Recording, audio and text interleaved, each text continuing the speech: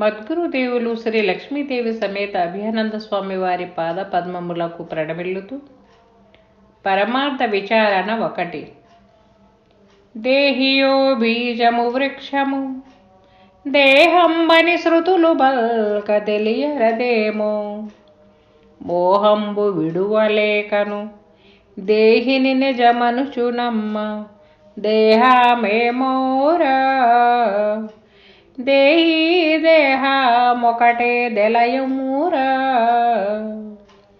దేహముండిన దేహి దేహితో దేహము దేహముండిన దేహి దేహితో దేహము అహంబనుచు బల్కు ఊహ వేరని చెప్పు ఊహ జగముల వృక్ష బీజములి మహిని విడదీసి జూపుము మోహమిందుకు మూలమెవ్వరు జోహు కుమ్మని చేరు గురుదరి దేహమేమోరా దేహి దేహమొకటే దెలయుమురా. జై నిజ గురుభ్యో నమః. శ్రీ శ్రీ శ్రీ శ్రీ కూరాకుల సరస్వతి దుర్గానంద పంచదశి స్వాముల వారిచే విరచితంపైన వేదాంత సారాతీత వార్తీకాంత మోక్షాపేక్ష రహిత పరమార్థ బోధామృత మహాద్వైత కేసరియను మిత్రకందార్థ దరువులలో ఈరోజు నుండి మనం పరమార్థ విచారణ, దీనిలో మొత్తం 3 మిత్రకందార్థములు ఉంటాయి. అసలేంటి పరమార్థ విచారణ అంటే? పరమార్థము అంటే యథార్థముగా ఏదైతే ఉన్నదో దాని యొక్క విచారణ. అంటే ఉన్న రూపు ఏదైతే ఉన్నదో దాని విచారణ.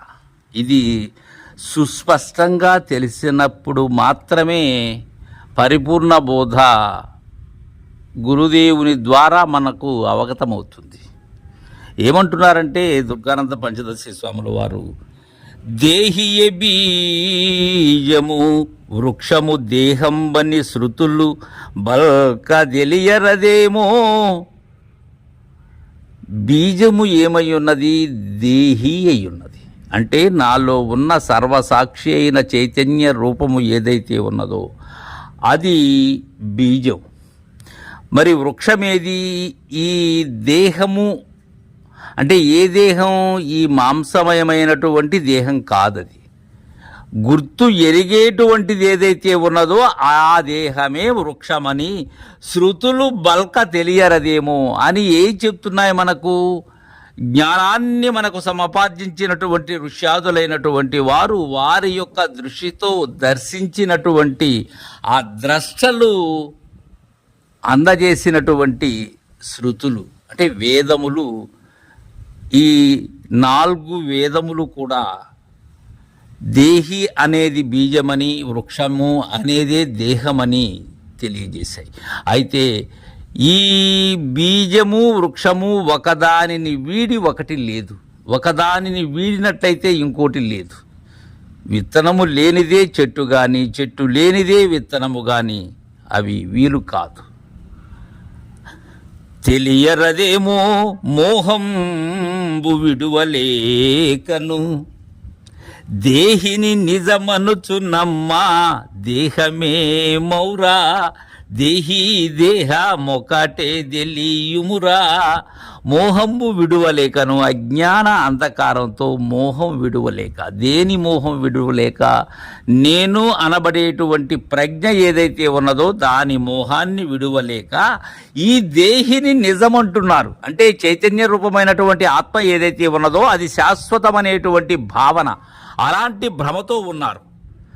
అలా అయితే దేహం ఏమవుతుంది? దేహము ఉన్నంతసేపే దేహి, దేహి ఉంటేనే దేహం. దేహి దేహం ఒకటే తెలియమురా అంటున్నారు దుర్గానంద పంచదశి స్వాముల వారు. ఇంకా ఏమంటున్నారంటే దేహముండిన దేహి దేహితో దేహము అహంబనుచు బల్కు ఊహ వేరని చెప్పు. దేహం ఉన్నట్లయితే దేహి, దేహి ఉన్నట్లయితేనే దేహం. ఒకదానిని వీడి బెల్లమును వీడి తీపి, తీపిని వీడి బెల్లము.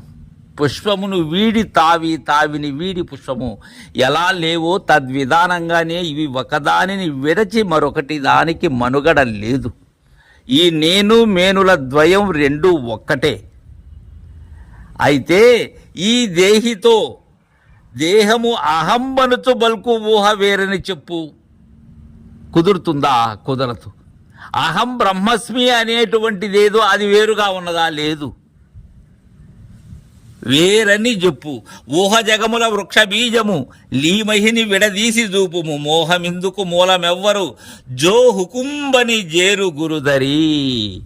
ఇక్కడ దుర్గానంద పంచదశి స్వాముల వారి పద ప్రయోగం జో హుకుం అంటే ఏంటి?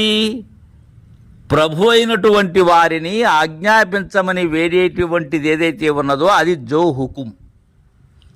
అంటే బానిస వలె ప్రవర్తించేటువంటి తీరు. ఇక్కడ శిష్యుడు గురువు దగ్గర జో హుకుమ్మని ఎప్పుడైతే శరణు వేడతాడో అప్పుడు మాత్రమే గురుదేవులు ఉన్న విషయాన్ని ప్రస్ఫుటంగా అందచేయగలరు. మనలో అహంకారం ఉన్నప్పుడు మనకు సరైనటువంటి బోధ ఏనాటికి కూడా అందదు, అందుటకు వీలు కాదు.